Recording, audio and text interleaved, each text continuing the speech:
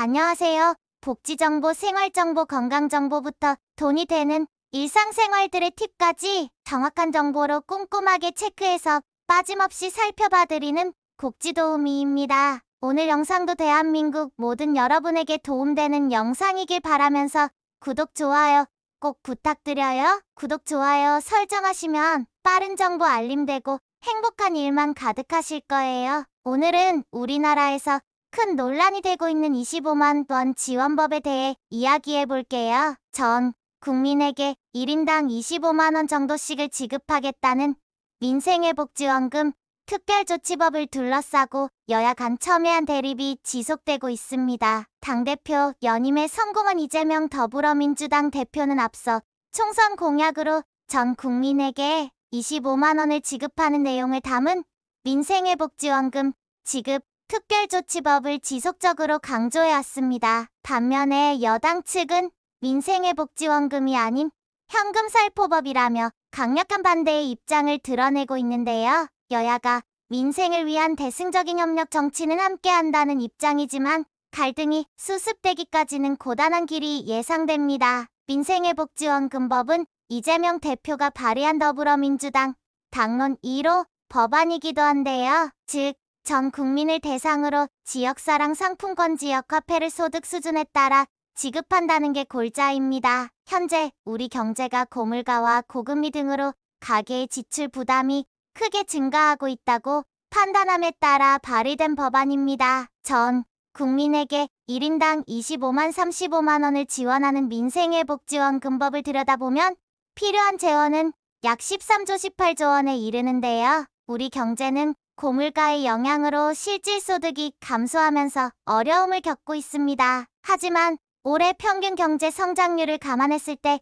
민생회복지원금을 지급한다는 것이 무리가 있다는 의견도 나오고 있는 상황인데요. 민생회복원금을 지역사랑 상품권으로 지급했을 때 일시적인 소비가 늘어나는 효과는 분명하지만 이는 신규 소비가 아니라 대체 소비에 불과할 뿐이라는 점입니다. 여당 측의 입장은 이렇습니다. 여당은 25만 원 지원금이 전 국민에게 지급되어 소비를 촉진하고 경제 회복에 기여할 것이라고 주장합니다. 모든 국민에게 균등하게 지원함으로써 공정성을 강조하고 있는데요. 모든 국민에게 지급되는 것이 경제 안정에 도움이 된다고 보고 소득 기준을 두지 않고 지급하자는 입장입니다. 또한 지원금 지급이 단기적으로 재정 부담을 초래할 수 있지만 소비 증가를 통해 경제가 회복되면 장기적으로는 재정 부담이 줄어들 것이라고 주장합니다. 반대로 야당은 지원금이 모든 국민에게 지급되는 것이 아니라 더 필요한 저소득층이나 소상공인에게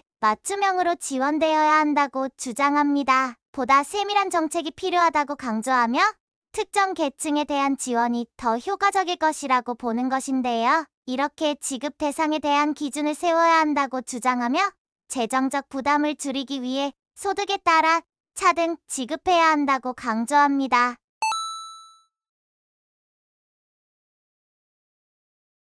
한편으로는 대규모 재정 지출이 국가 재정에 심각한 부담을 줄 수 있다고 경고하며 이러한 지원금이 지속 가능하지 않다고 말하고 있습니다. 대규모 재정 지출이 국가 재정에 심각한 부담을 줄 수 있다고 경고하며 이러한 지원금이 지속 가능하지 않다고 비판하고 있는데요. 지난 2일 국회 본회의에서 민생회복지원금법 상정 직후 시작된 여당의 필리버스터는 약 24시간 5분 동안 진행된 바 있습니다. 민생회복지원금법은 토론 종결 후 본회의 표결에 붙여져 재석 187명 가운데 찬성 186표, 반대 1표로 가결됐습니다. 필리버스터란 의회에서 특정 법안이나 안건의 통과를 저지하기 위해 의원이 장시간 발언을 하거나 절차를 지연시키는 전술을 의미합니다. 주로 미국 상원에서 사용되며 의원이 연설을 하거나 다른 방식으로 토론 시간을 늘려 법안의 처리를 방해하는 방식으로 진행되는데요. 이렇게 진행된 가결안에 대해 윤석열 대통령은 지난 16일 더불어민주당 주도로 국회를 통과한 전 국민 25만 원 민생회복지원금법 민생회복지원금 지급 특별조치법에 대한 제2요구 권고 부건을 제가했습니다. 과거의 유사한 지원급 지급 사례에 대해 살펴보면 2020년 코로나19 팬데믹으로 인해 경제적 어려움을 겪는 국민들을 지원하기 위해 정부는 긴급재난지원금을 지급했습니다. 이 지원금은 소득에 따라 차등 지급되었으며 가계의 소비를 촉진하고 경제 회복을 도모하는 목적이 있었습니다. 2008년에는 글로벌 금융위기 당시 소득이 감소한 가구를 대상으로 한 다양한 지원 프로그램을 시행했는데요. 이때는 저소득층을 대상으로 생계비 지원과 함께 소비 진작을 위한 다양한 정책들이 시행되었습니다. 또한 특정 경제적 위기 상황에서 고용보험을 통한 지원이 제공되기도 했습니다. 예를 들어 경기 침체 시기에 실업자에게 지급되는 실업급여가 이에 해당합니다. 소상공인을 예를 들면 특정 지역에서 발생한 자연재해나 경제적 위기 시 정부는 소상공인에게 특별 지원금을 지급하는 경우도 있었습니다. 예를 들어 특정 산업이나 지역이 심각한 타격을 받을 경우 해당 업종의 자영업자들에게 직접적인 지원이 이루어졌습니다. 그렇다면 코로나19로 인해 실시된 긴급재난지원금은 경제에 어떠한 영향을 미쳤는지 살펴볼게요. 먼저 긴급재난지원금 지급 후 가계의 소비 여력이 증가하였습니다. 지원금이 지급되자마자 많은 가정이 필수 소비 및 서비스, 즉 식료품, 의류, 생활용품 등의 지출을 늘렸는데요. 이는 소매업체와 자영업자에게 즉각적인 매출 증가로 이어졌습니다. 지원금은 직접적으로 소비를 촉진하며 경제 전반의 회복에 기여했는데요. 특히 자영업자와 소상공인들이 어려움을 겪고 있던 시기에 지원금이 소비를 뒷받침하여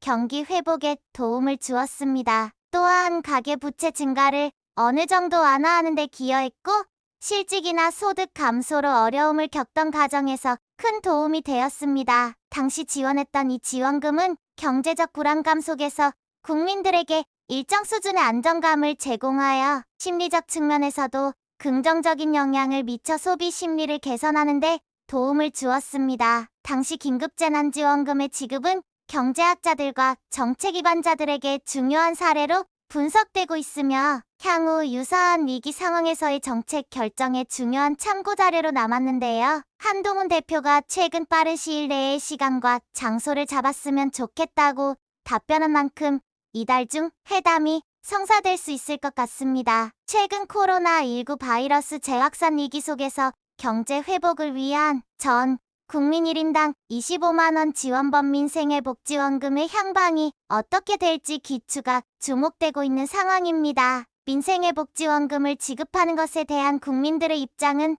상당히 엇갈리고 있는데요. 지난 18일 서울시민 100명 성인 30세에서 50세를 대상으로 광화문, 영동, 종로 일대에서 진행을 대상으로 설문조사를 진행한 결과 찬성 52%와 반대 39%, 모르겠다 무응답은 9%였다고 합니다. 과연 이번 특별법안으로 통과된 민생지원금 25만원에서 35만원도 앞으로 어떻게 전개될지, 그리고 우리 경제에 어떤 영향을 미칠지 많은 관심이 필요합니다. 여러분은 이 지원법에 대해 어떻게 생각하시나요?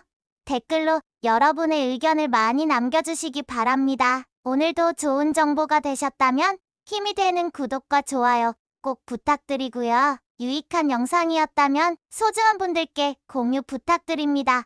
행복한 하루 되세요.